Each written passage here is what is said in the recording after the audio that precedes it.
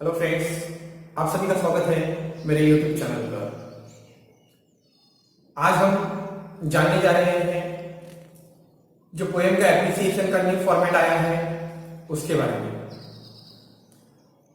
इससे पहले मैंने एक वीडियो अपलोड की है जिसमें मैंने दिखाया है कि जो आपका एक्सटर्नल इवैल्यूएशन होने वाला है वो आपका 80 मार्क्स का इंग्लिश सब्जेक्ट का एक्सटर्नल इवैल्यूएशन होने वाला है और 20 मार्क्स का इंटरनल इवैल्यूएशन होने वाला है।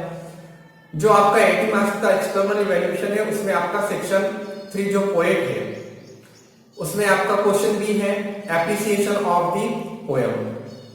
आपकी टेक्स्ट बुक में फर्स्ट यूनिट पे जो फर्स्ट पोएम दी है जिसका नाम है अ टीनेजर्स ईयर, उसके बैक साइड में आपको एप्रिसिएशन का एक फॉर्मेट दिया है। वो फॉर्मेट ओल्ड फॉर्मेट है और उस फॉर्मेट को 10 मार्क्स के लिए पूछा जाता था, बट अब न्यू फॉर्मेट में appreciation of the poem 5 marks के लिए पूछा जा रहा है, इसलिए उसका फॉर्मेट भी थोड़ा सा चेंज हुआ है। उस फॉर्मेट से कुछ पॉइंट्स को रिमूव किया है। आज के हम इस वीडियो में बात करेंगे जो न्यू फॉर्मेट है उस न्यू फॉर्मेट से आपको पोएम का एप्रिसिएशन कैसे लिखना है। इसके लिए आप वीडियो को एंड तक देखिए। सबसे पहले हम बात करेंगे आपके सिलेबस के अंदर जो पोएम दी है उन पोएम्स के बारे में। आपके सिलेबस में टोटल 4 यूनिट्स है। फर्स्ट यूनिट में 2 पोएम्स है। फर्स्ट पोएम टीनेजर्स ईयर जे मोर्स ने लिखी है। सेकंड पोएम है बास्केटफुल ऑफ मूनलाइट सुनील शर्मा ने लिखी है जो कि ओरिजिनल डोंगरी लैंग्वेज से है। और सेकंड यूनिट में you start time slowly Pablo Neruda की poem. Second poem second unit की द ट्विंस, इस पोएम के पोएट है हेनरी सैमब्रूक। थर्ड यूनिट की पोएम है इफ।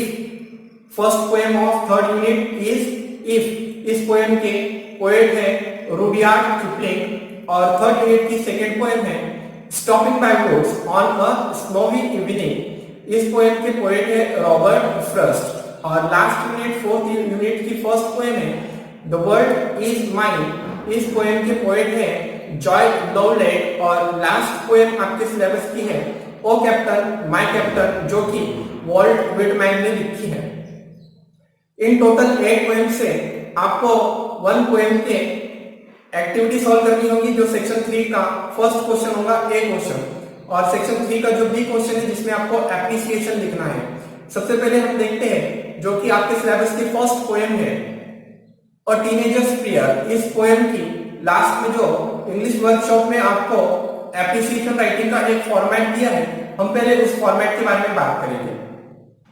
आपकी टेक्स्ट बुक की पेज नंबर 5 पर ये फॉर्मेट दिया है।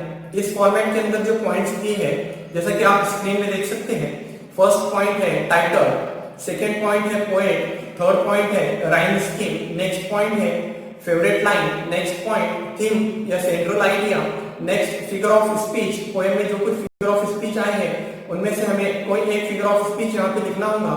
नेक्स्ट पॉइंट है स्पेशल फीचर्स और लास्ट पॉइंट है व्हाई आई लाइक और डिसलाइक द पोएम। जो प्रीवियस पैटर्न था 100 मार्क का जहां पे आपका पेपर आता था उसमें आपको ये फॉर्मेट पूछा जाता था और ये फॉर्मेट 10 मार्क्स के लिए था। बट जैसे कि गवर्नमेंट ने चेंजेस किए हैं और न्यू फॉर्मेट में जो है तो आपको एप्रिसिएशन सिर्फ 5 मार्क्स के लिए लिखना है और इनमें से कुछ पॉइंट्स को कम किया गया है।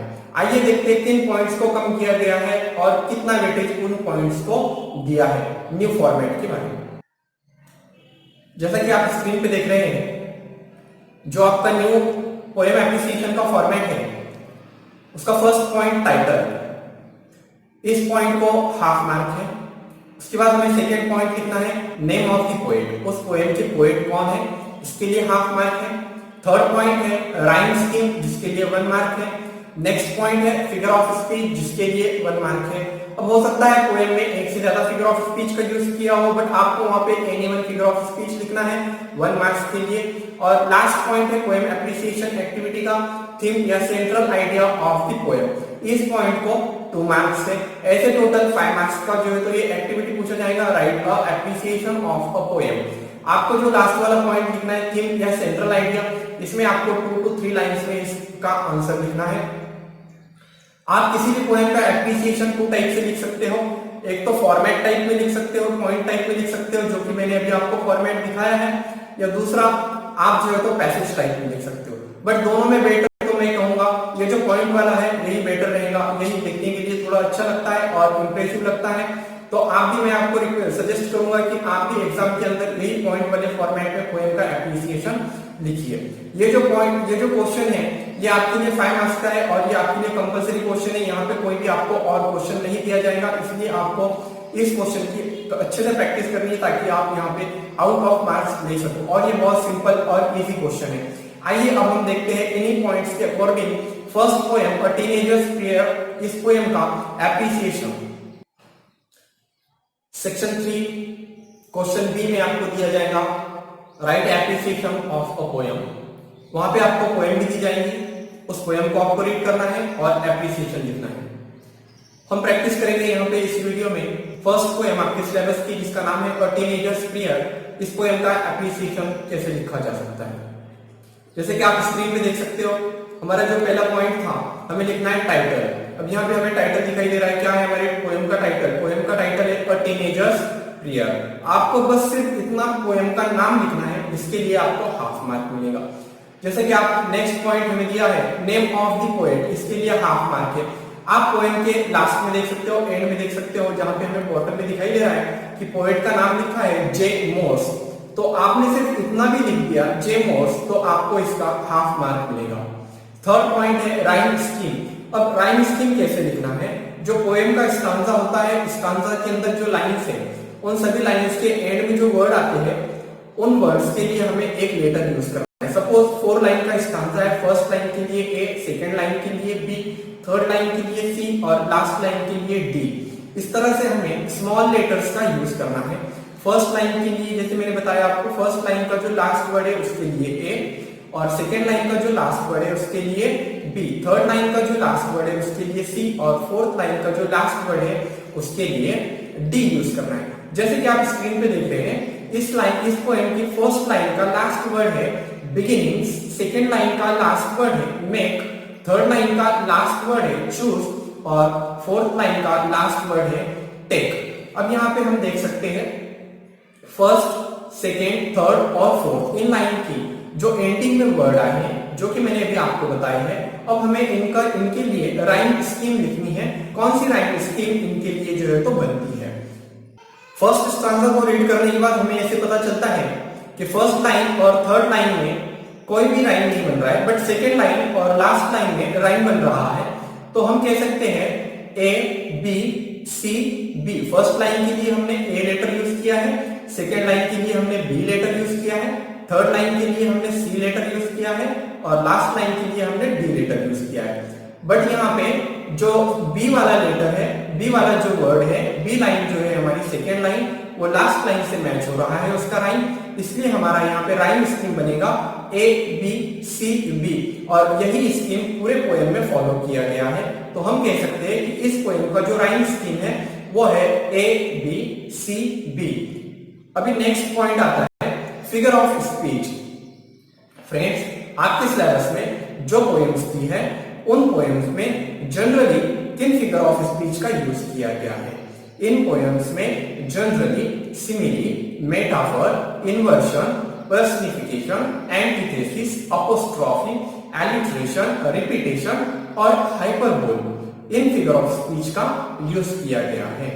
आइए देखते हैं आपकी first poem a teenager's prayer, इस पोएम में कौन सा फिगर ऑफ स्पीच यूज किया है? अ टीनेजर्स प्रेयर, इस पोएम में अपोस्ट्रोफी फिगर ऑफ स्पीच का यूज किया गया है। अपोस्ट्रोफी फिगर ऑफ स्पीच यहाँ पे कैसे यूज हुआ है? इस पोएम में डायरेक्टली गॉड को एड्रेस किया है, इसलिए हम कह सकते हैं कि इस पोएम में अपोस्ट्रोफी फिगर ऑफ स्पीच का यूज किया है। अब हमारी एप्रिसिएशन का लास्ट पॉइंट, जो कि थीम और central idea of the poem, इस पॉइंट को आपको 2 to 3 लाइन में डिस्क्राइब करना है और इस पॉइंट को 2 मार्क्स है। देखते हैं इस पोएम का थीम या सेंट्रल आइडिया क्या है। The theme or central idea of the poem, we can say that the teenager's dilemma about making right decisions, the responsibility of choice fall fully on him or her. Teenager pray to God for help and guidance. हम इस poem का theme या central idea ये बता सकते हैं, या आप और आपके मन से इसमें 2-3 पॉइंट्स ऐड करके लिख सकते हैं और ये पॉइंट आपके लिए 2 मार्क्स के लिए है।